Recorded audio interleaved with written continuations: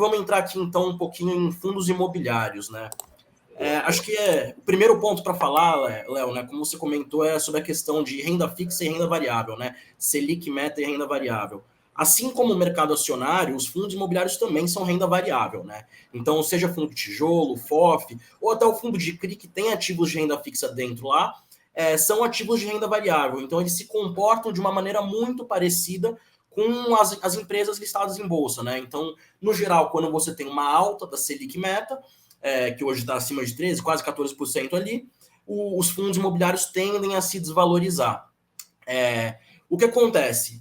O mercado não precifica só o presente, né? Então, assim, a gente estava ali em 13,75 já faz um tempo. O que aconteceu que nos últimos dias, após a eleição, alguns pontos políticos aconteceram, discursos, equipe de transição, PEC de transição, os fundos caíram se essa Selic não se mexeu. O mercado responde antes da hora, né, Léo? Tanto para ações quanto para fundos imobiliários. Com as expectativas do mercado de talvez um governo com um pouco mais de gasto, uma possível inflação maior, os juros futuros, que é a indicação do mercado de qual é a expectativa da Selic lá na frente, subiram bastante. Então saíram ali do que a gente vinha lá antes das eleições do segundo turno, de 11, 11,5% para hoje em 13%. Quando os juros futuros sobem, isso quer dizer o quê? O mercado está vendo, olha, pode ter mais inflação, o Banco Central vai ter que subir mais os juros. Então, como a gente falou, os juros afetam diretamente na cotação dos ativos. A gente viu os fundos imobiliários, principalmente os de tijolo e os FOFs, desvalorizando nos últimos dias. Agora, como o Léo falou, esse é o momento em que a gente vê oportunidade, né, Léo? Então, você tinha os fundos de tijolo que vinham bem descontados e algumas semanas atrás eles tiveram uma correção, que na nossa visão uma correção ali que não era para ter acontecido ainda em termos macro, porque essa correção deveria acontecer um pouco mais para frente, quando os juros começassem a cair, que era a expectativa do mercado ali no ano de 2023, segundo o semestre de 2023, mas a gente teve também a deflação. 3 meses de deflação, o mercado começou a precificar e falar, pô, tem muito fundo de CRI que é muito alocado, indexado ao IPCA. Então, os rendimentos desses fundos, nominalmente, vão cair. Por quê? Inflação negativa. Se o fundo de papel distribui um prêmio e mais a correção monetária, que é essa inflação, quando é o IPCA ou IGPM, quer dizer que vai cair. Essa parcela que deveria ser positiva numa inflação positiva vira negativa.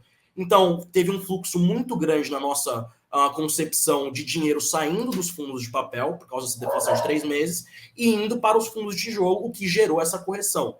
E aí, a gente tinha essa situação até semana passada, basicamente. Se você me perguntasse antes, eu até, na live da CNFF eu falei ali atrás, o que está muito barato? A gente tinha oportunidade em todos os segmentos, porque a Selic está alta ainda e ia demorar para cair.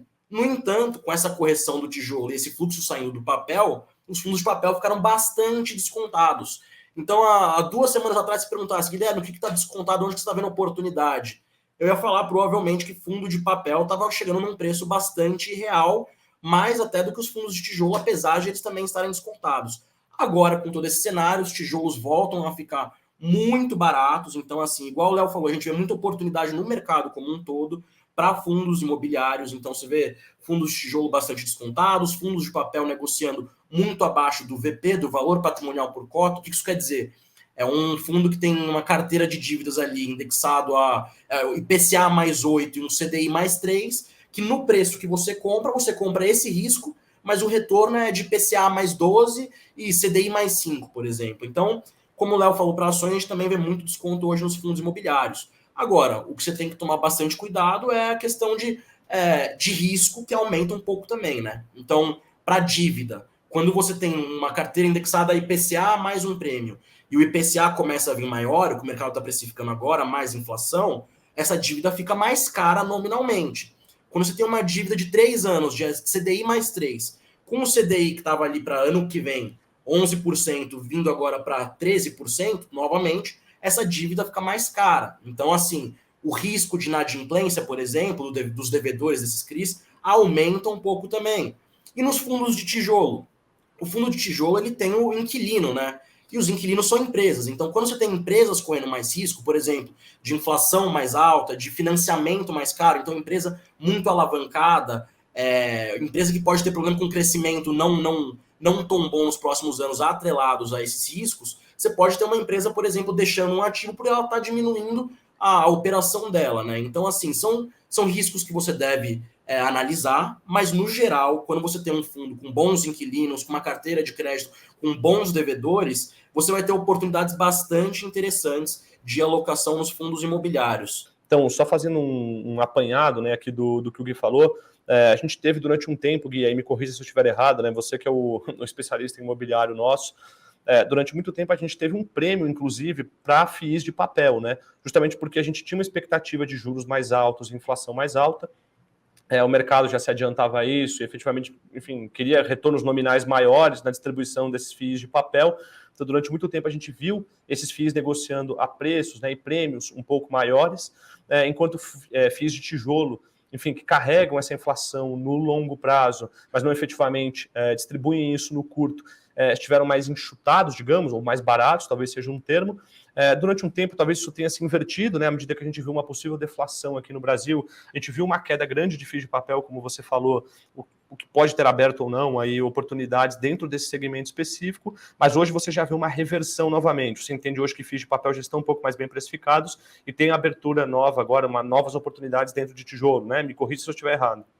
Não, é exatamente isso. Eu tenho uma coisa que eu gosto bastante de reforçar nas lives do SNFF 11 ou alguma live de fundo imobiliário, que é a questão de saber diferenciar retorno real e nominal, né? A gente, como o Léo falou, a gente via antes retornos muito altos em fundos de CRI, então fundos pagando 1,50 por mês, porque você tinha um retorno nominal, então você tinha uma inflação sendo paga ali todo mês muito alta. Agora que a gente teve essa deflação, esses rendimentos vieram menores. Então vamos pegar alguns exemplos. A gente pega fundos da nossa própria carteira do SNFF, o RECR, o VGIP, que é praticamente inteiramente alocado ao IPCA, distribuindo, o fundo que distribuía mais de R$1, distribuindo 40 centavos. Então, só que vale lembrar, um retorno nominal, enquanto, como o Léo bem colocou, nos fundos de tijolo a inflação vem no longo prazo. Então, onde que ela vem? Por que é um retorno real? Porque você tem um contrato de aluguel que a cada ano ele é reajustado pela inflação. Então, a inflação não vem mês a mês, mas passou um ano, você pega ali no acumulado IPCA em 12 meses e reajusta o contrato de aluguel. Fora isso, a inflação é absorvida no preço dos ativos. Por quê? Quanto mais os custos, né, o custo de reposição, então material, cimento, viga, vidro, o que for para construir um ativo, vai ficando mais caro com a inflação, para você construir um ativo igual àquele que o fundo tem, ele fica mais caro.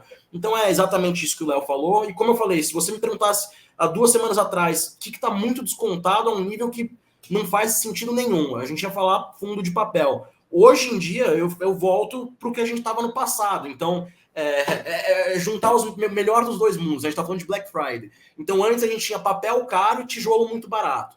Aí, 2 semanas atrás, a gente tinha tijolo um pouco mais precificado, um pouco acima do que a gente já achava que deveria estar, mas ainda barato, e o papel muito descontado. Hoje, a gente tem os dois a níveis muito baratos. Então, fundos de, como eu falei, fundo em IPCA mais 8, o risco e o retorno pelo preço que você compra, IPCA mais 12. Fundo de tijolo também negociando o metro quadrado muito mais barato do que se os ativos fossem vendidos no mercado imobiliário real, né? Então, às vezes, você tem um fundo que você consegue comprar o metro dele por R$20, enquanto se ele for 20 mil, enfim, se ele fosse vendido, seria 28 mil, por exemplo, no mercado imobiliário real, o metro. Então, a gente vê, igual o Ibovespa, o mercado acionário está muito barato, igual o Léo mostrou, o IFIX também ainda tem bastante oportunidade. Acho que em termos de oportunidades vale olhar bastante quanto esses fundos de papel estão descontados do VP, que é uma métrica bastante boa, né? É o preço das emissões ali, basicamente, os títulos marcados no mercado. E o fundo de tijolo também. O PVP, às vezes, não é tão expressivo porque o laudo é uma vez por ano, mas, assim, fundos de tijolo com ativos muito bons, ativos AAA ou acima de A, como a gente fala, de muita qualidade, às vezes muito baratos, podem ser uma grande oportunidade.